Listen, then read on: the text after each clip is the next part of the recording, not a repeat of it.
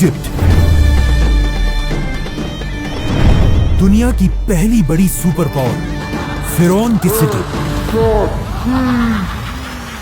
اسی ایجپٹ کے بارے میں آپ صلی اللہ علیہ وسلم نے اپنی وفات سے پہلے کلیئرلی بتا دیا تھا کہ تم مسلمان ضرور ایک دن ایجپٹ کو فتح کرو گے, لیکن یاد رکھنا جب تم ایجپٹ کو فتح کرو تو وہاں کے عام لوگوں کے ساتھ نیکی سے پیش آنا, کیونکہ وہ تمہارے رشتہ دار ہیں. ناؤ آپ صلی اللہ علیہ وسلم کی وفات کے کچھ ہی عرصے بعد مسلمانوں نے عمر بن خطاب کی لیڈرشپ میں رومن اور پرشین امپائر کو ہرا کر ان سے یہ سارے علاقے فتح کر لیے. لیکن جیسے ہی مسلمانوں نے یہ سارے علاقے فتح کیے, اچانک یہاں پر ایک بہت بڑا مسئلہ ہوا. ان نئے علاقوں میں ایک بہت ہی خطرناک بیماری طاعون ہر طرف پھیل گئی, جس سے مسلمانوں کی سپیڈ تو ختم ہو ہی گئی, لیکن اس بیماری سے مسلمانوں کے سارے بڑے جنرلز شہید ہو گئے اور نئے جنرلز کو چانس ملا کہ وہ آگے آ کر مسلمانوں کو لیڈ کر سکے. تو اب ان بڑے جنرلز کے شہید ہونے کی وجہ سے حضرت عمر نے ان علاقوں میں نئے جنرلز لگائے اور یہاں پر مسلمانوں کا آرمی چیف عمر بن عاص رضی اللہ تعالیٰ عنہ کو بنایا. عمر بن عاص کے آرمی چیف بننے کے بعد آہستہ آہستہ یہ بیماری ختم ہو گئی, اور جب حضرت عمر کو مدینہ میں اس کا پتہ چلا تو وہ خود حالات کو کنٹرول کرنے کے لیے مدینہ سے مسلمانوں کی فوج کی طرف گئے. لیکن آف کورس جانے سے پہلے انہوں نے مدینہ اور پورے عرب کا کنٹرول حضرت علی رضی اللہ تعالیٰ عنہ کے حوالے کیا. مطلب آف کورس اگر حضرت عمر کو اس سفر میں کچھ ہو جاتا تو آٹومیٹکلی حضرت علی رضی اللہ تعالیٰ عنہ اس پوری امپائر کے نئے خلیفہ بن جاتے. جیسے ہی حضرت عمر سیریا پہنچے, وہاں ان کی ملاقات نئے آرمی چیف عمر بن عاص سے ہوئی, اور انہوں نے خلیفہ عمر کے سامنے ایک نیا زبردست پلان رکھا کہ اب ہمیں رکنے کے بجائے ایک نئی دنیا کی طرف جانا چاہیے, ایجپٹ.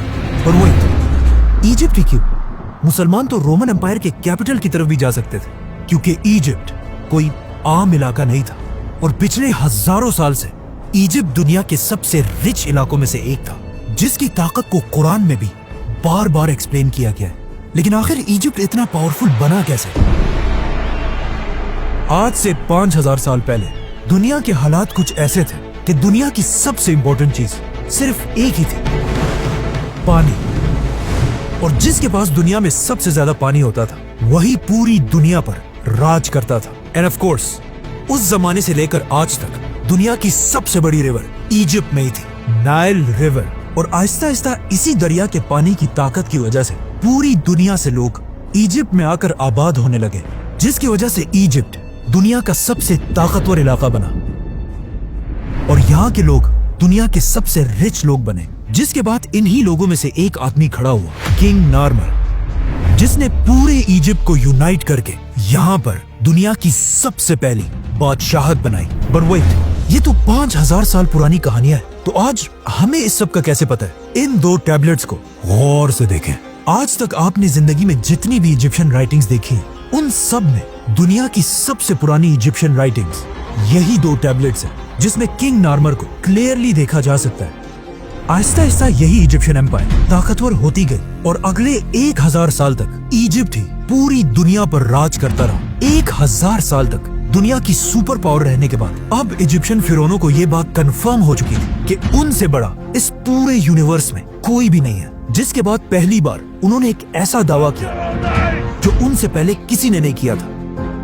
ایجپٹ کے فرعون نے اپنے آپ کو بادشاہ نہیں بلکہ خدا کہا, اور ان فرعونوں نے ایجپٹ میں ایک ایسا ریلیجن بنایا کہ فرعون تو دنیا میں ایک خدا ہے, لیکن تم عوام صرف اور صرف تبھی جنت جا سکتے ہو جب تک تم اپنے خدا فرعون کے غلام رہو, تاکہ کبھی بھی ایجپٹ کے لوگ فرعون کے خلاف بغاوت نہ کر سکے. تو اب پورا ایجپٹ فرعونوں کی عبادت کرنے لگا, لیکن آہستہ آہستہ ان فرعونوں کے ریلیجن میں بھی کچھ چینجز آنے لگی, اور آخر یہاں پر ایک بہت ہی عجیب کانسیپٹ آیا کہ ہر فرعون خدا نہیں ہے, بلکہ صرف وہی فرعون خدا رہے گا جس کا جسم اس کے مرنے کے بعد بھی ہمیشہ کے لیے ٹل دی اینڈ آف ٹائم بالکل ٹھیک ٹھاک رہے.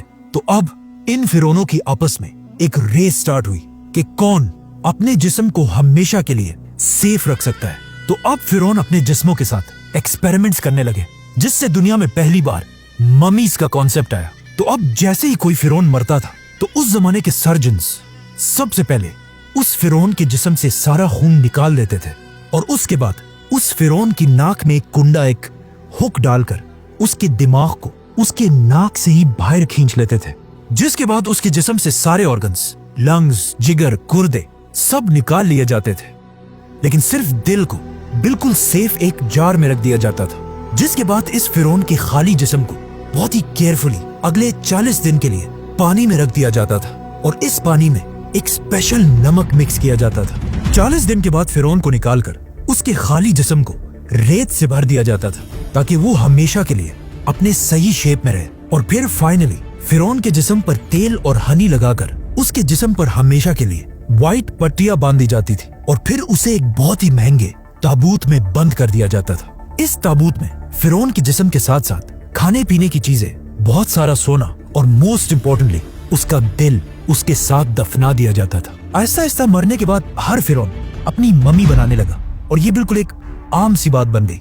तो अब मरने के बाद खुदा बनने की ये रेस मम्मी से भी आगे निकल गई, और आने वाले नए फिरौन सिर्फ मम्मीज ही नहीं बल्कि अपने मम्मीज के ऊपर बड़ी बड़ी बिल्डिंग्स बनाने लगे, जो पहले तो सिर्फ नॉर्मल बिल्डिंग्स और टेम्पल्स थे, लेकिन आहिस्ता आहिस्ता ये बिल्डिंग्स बड़ी होती गई, और इस तरह दुनिया में पहली बार पिरामिड्स का कॉन्सेप्ट आया।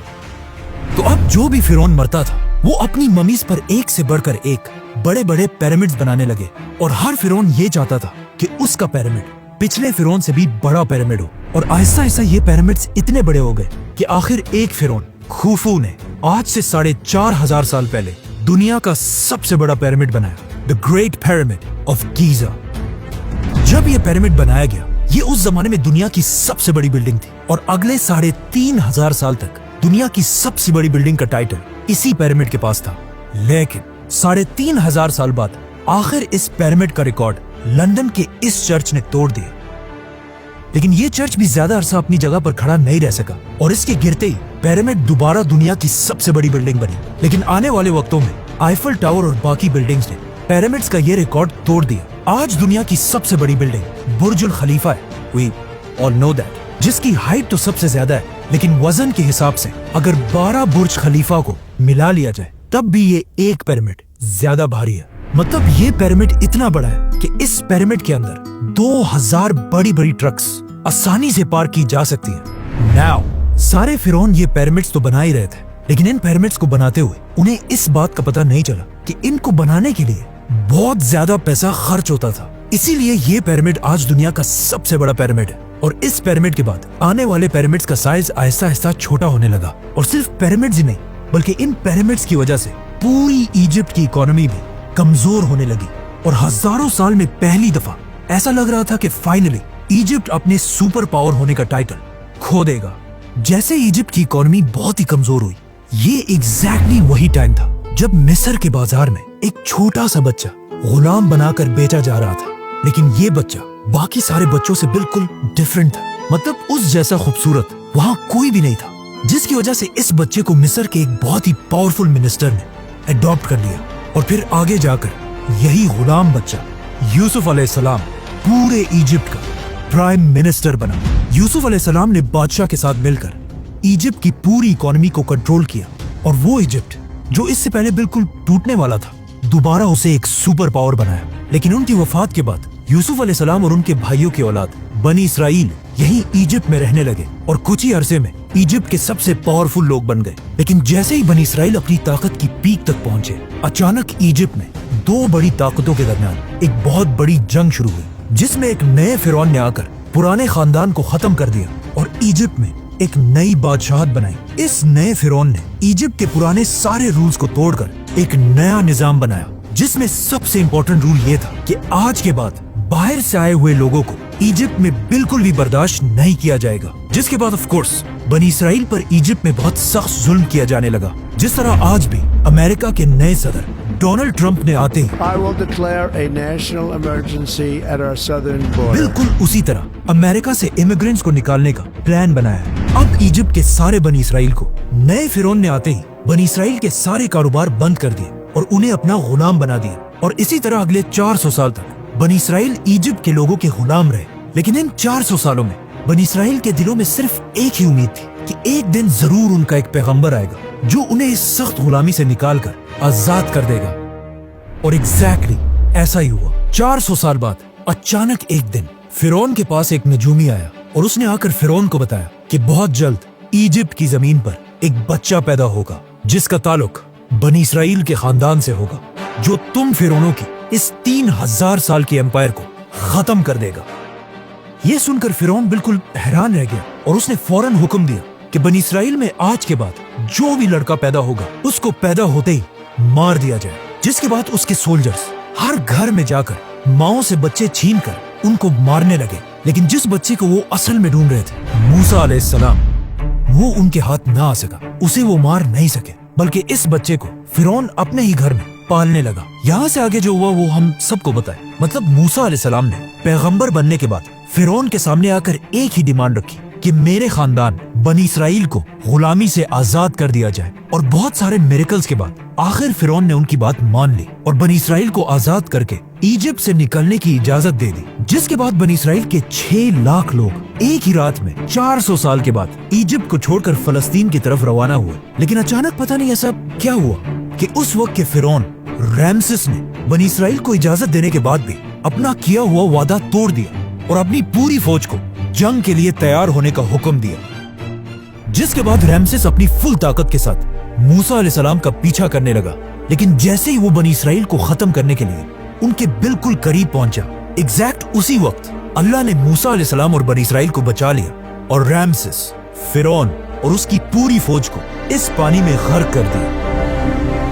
अब यहाँ पर एक बहुत बड़ा मसला है कि मूसा अलैहिस्सलाम का जिक्र इजिप्ट की पूरी हिस्ट्री, टैबलेट्स, राइटिंग्स में कहीं भी नहीं है। मूसा अलैहिस्सलाम की स्टोरी हमें सिर्फ बाइबल और कुरान में मिलती है। लेकिन एक चीज हिस्ट्री और इन आसमानी किताबों में कॉमन है।